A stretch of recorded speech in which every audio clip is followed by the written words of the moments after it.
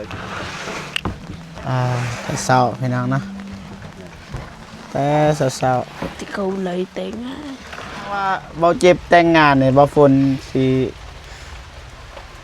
ออกซอยบ่แล้วออกซอยไหนเป็นเหือแห้งบ่หรือว่ามา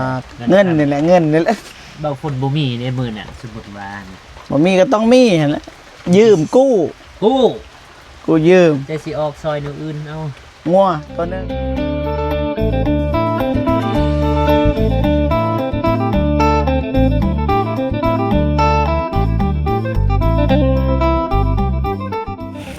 เกียร์มาพี่น้องเอาไม้ขึ้นบาทนี่ฝนตกเจ้าพี่น้องสบายดีเด้อบ่ฝนเฮ็ดคือรอเนาะสบายดีเด้อเจ๊นี่บ่อยากยิ้มแล้วเฮ็ดเวียกเมื่อยแล้วฝนตกพี่น้องเอ้ยแต่บ่ฝนก็สู้อยู่พี่น้องนะไปส่งอยู่แต่ว่าบ่ได้ใส่น้ำมันเด้บ่ฝนเห็นบ่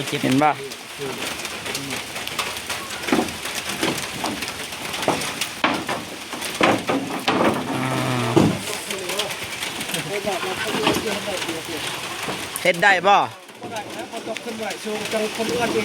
โดยบ่เฮ็ดก็ได้ฝนตกมันเสี่ยงพี่น้องเอ้ยบ่แนะนำพี่น้องแม่นทางใดก็ต้นนั่นแหละง่ายบ่ร้อยบ่เขาบ่เจ็บเฮาได้เจ็บเฮาเลยนั่งคือเฮาก็บ่เจ็บ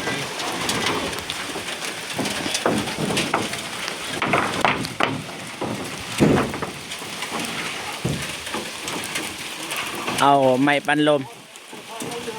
เต้นพี่น้องนะสายไฟได้อ้าย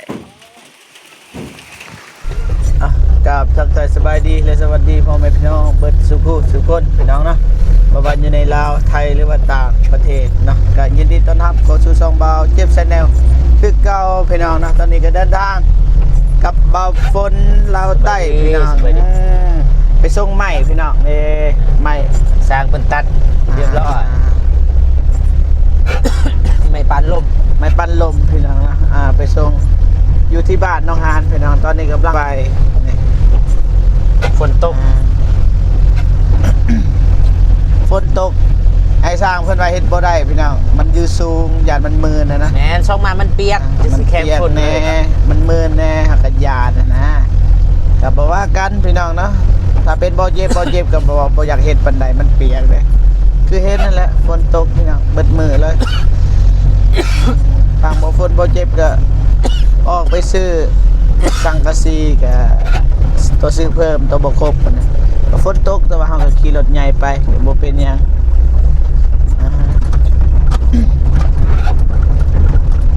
เดี๋ยวบ่ค่อยแจกบันไดเฮ็ดปี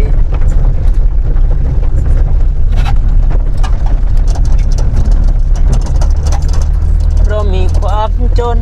มาคอยบังหน้าโอ้ฟังเพลงเลยบางคนเสียงดีนะขอบใจ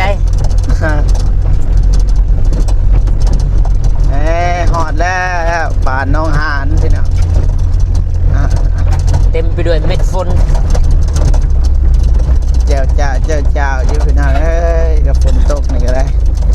มันบ่คืบหน้าแล้วก็เป็นแบบนี้พี่น้องหอดแล้วพี่น้องนะหานสบายดีเด้อน้องหาน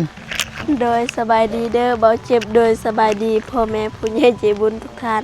และFCทุกท่านหรือว่าอยู่ในลาวและไทยและต่างประเทศก็ขอสวัสดีสบายดีเมิดสุขุทุกคนเด้อไปเด้อนี่ทางนี้ไปทางนี้หยุดตามเบิ่งมื้อนี้พี่น้องเอ้ยฝนตกสบายดีเด้อเด้อได้ไปเอา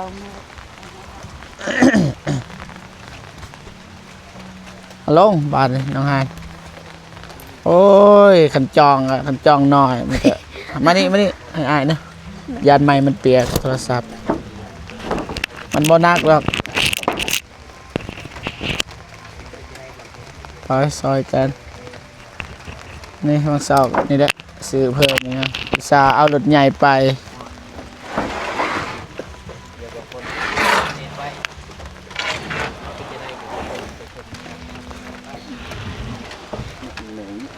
หนักเด้ออืม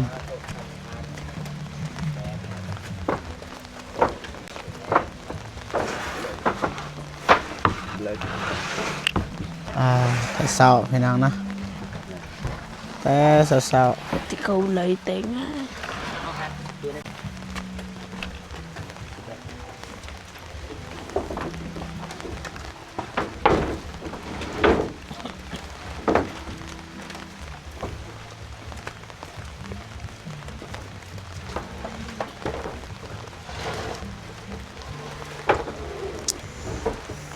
เอาสำได้บัดนี้คืออันนี้พี่น้องไง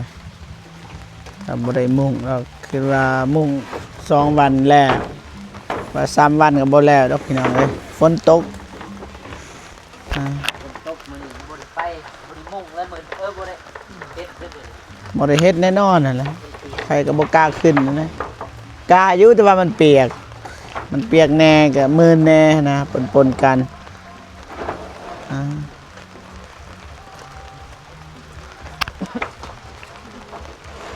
ปะเอื้อให้บ่ฝนจัดการแข็งแรง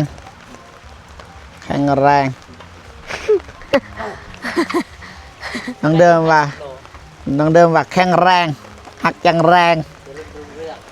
น้องเดิมเนี่ยเขาส่วนอยู่ไปถ่ายคลิปมาทางนี้แต่ว่าน้องเดิมเราคาเวียบน้องไงบ่แม่นว่าบ่ส่วนเด้อเฮาก็ส่วนกันพอได้คลิปอีหยังนะแต่ว่าน้องเพิ่นบ่ว่างน้องเพิ่นว่าก็เลยบ่ได้ไปนํกันพี่น้องไปกับบ่ฝนนี่แหละ2 คนพี่น้องสบายดีเทื่อนึงได้ไปพักผ่อนเด้อสบายดีเด้อ มื้อนี้บ่ได้ดำเนินแล้ว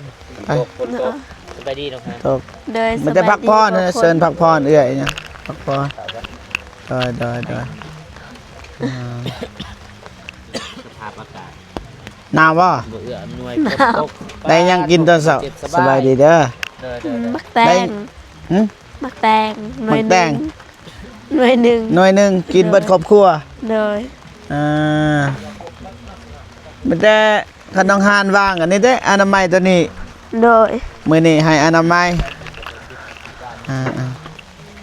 อนามัยตัวนี้เด้อมัน โด สะอาด ย เพราะว่าเฮาเห็นเหล็กตะปูยังมันยังค้างจังหน่อยจุดนอกเพิ่นไปเหยียบ วันนี้ตลาดอยู่โรงงาน มาฮะมานตัดอยู่โรงงานเลยตัวนี้นี่ มื้อเช้านี่ วังเช้าไป เล็กตะปูอีกตรงนึง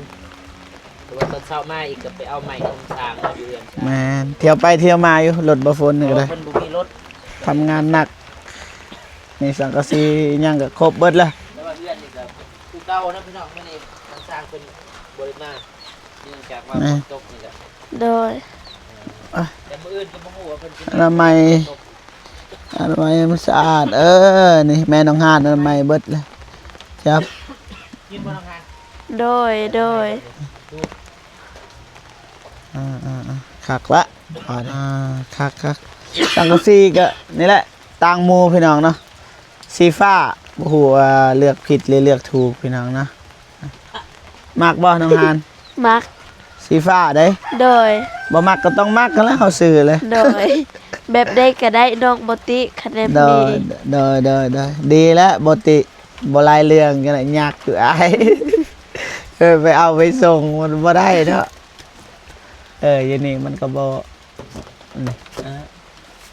เปียกนี่สีฟ้า โดย สีฟ้าสดใสเพิ่นว่า มันกันมันบ่ฮ้อนสีฟ้ามันกันความร้อน บ่ฝน ถามบ่เจ็บ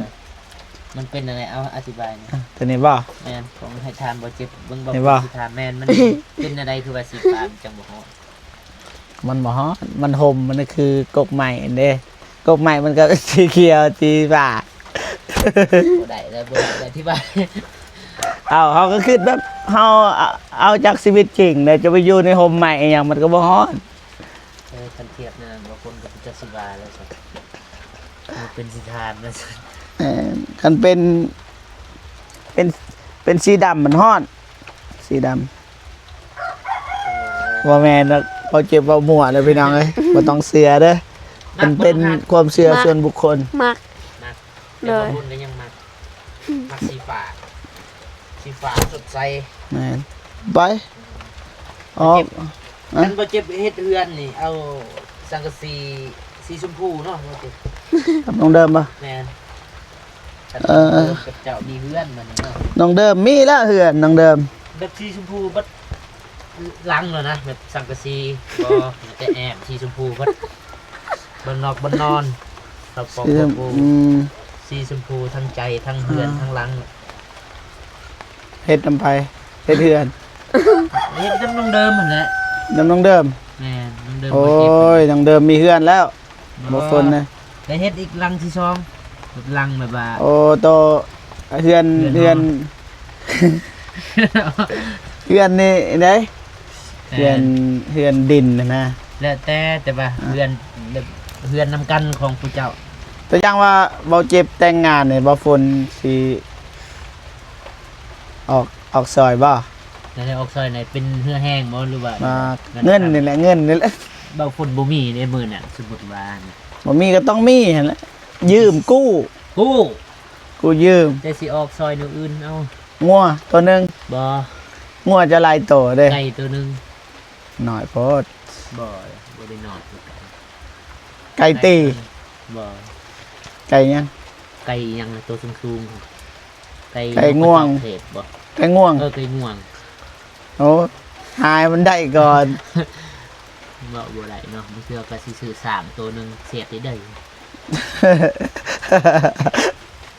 โอเคบ่ลายใหญ่ห่างไปทางเนาะน้องห่าน โทรหาน้องเดิมเมื่อคืนนี้แล้ววันอะไร ฮะ จะโทรหาน้องเดิมเมื่อคืนนี้แล้ววันอะไร ก็ได้ว่าในใดเฮาก็ โทรลมไปชั่วโมงอยู่ บ่เฮาก็เว้าเรื่องนี่แหละข่าวดี ตาดี ข่าวดีให้น้องเดิม เป็นคาซายอยู่แล้วเมื่อคืนนี้นอนนำกัน อ๋อบ่แม่นข้างซ้าย กับจุแม่พิมพ์กับข้าง หลั ซ้า จาย กนั้นทอดแจง หลังจากนั้นเนี่ยยังเราลืมวางสายเมื่อคืน จนฮอดตอนเช้าบัดลุกไปเข้าห้องน้ำเอ้าบ่ทันวางสายครับจุแม่ไปปะเลยหลับปะเบิด ได้แล้วไปท่าอยู่รถบ่เจ็บ ไป บ่คนสิ กลับ คลิปเท่านี้ กลับก่อน โดย เด้อ เข้าใจได้หลายเด้อ บ่ พอ เป็น ดี หยัง ตั้มนี่ ไปพี่น้องเนาะกลับบ้านกลับซองก่อนพี่น้องเนาะรถนี้ก็บุกหนักแต่เช้าพี่น้องแต่5 โมงเช้า เอ้าพี่น้องมื้อนี้ก็เบา 5หรือ6 โมงบ่มั่นใจ มาอัปเดตคือเก่า ประมาณนั้นพ่อพี่น้องเนาะ ก็มีคน พี่น้องเอ้ย ตกแต่ เอ้า เนาะไปอยู่ โอเคพ่อพี่น้องเนาะเบาเจ็บกับเบาฝนก็สิขอเดินทางกลับก่อนพี่น้องเนาะเพราะว่าบ่ได้ทำงานบ่ได้เฮ็ดเวียกพี่น้องเนาะ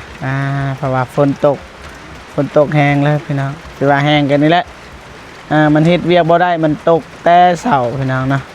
ก็เลยพักผ่อนไปพี่น้องเนาะก็บ่ว่ากันมื้ออื่นมื้อฮือจึงลุยต่อพี่น้องเนาะโอเคพ่อพี่น้องเบาเจ็บก็สิจบคลิปก่อนเนาะจังได๋ก็ขอบคุญกับคุณผู้ใหญ่ใจดี FC ทุกท่านที่เข้ามาให้กำลังใจเบาเจ็บตลอดมาแล้วก็เบิ่งคลิปเบาเจ็บตั้งแต่ต้นจนจบแล้วก็บ่ข้ามโฆษณาเนาะจังได๋ก็ขออวยพรให้แก่พ่อพี่น้องหรือว่า FC ผู้ใหญ่ใจบุญทุกท่านเนาะจงมีความสุขสุขภาพแข็งแรงขออายุมั่นควรยืนนะความเจ็บบ่ให้ได้ความไข้บ่ให้มีปรารถนาสิ่งใดขอให้ได้สิ่งนั้นนะฮักแพงเบิดสุขทุกคนพี่น้องเนาะขอต่อจบคลิปก่อนเนาะพอๆกันคลิปหน้าสำหรับคลิปนี้ขอกล่าวคำว่าสบายดีเด้อพ่อพี่น้องเบิดสุขทุกคนพี่น้องเนาะขอตัวกลับบ้านก่อนพี่น้องเนาะฝนตกไปพักไปพรก่อนมื้อนี้ก็สิบ่ได้เดินทางพี่น้องเนาะเพราะว่าทางไอ้สร้างเพิ่นก็บ่ได้เฮ็ดเวียกพี่น้องเนาะก็ประมาณนี้พี่น้องเนาะสบายดีบ๊ายบายเด้อ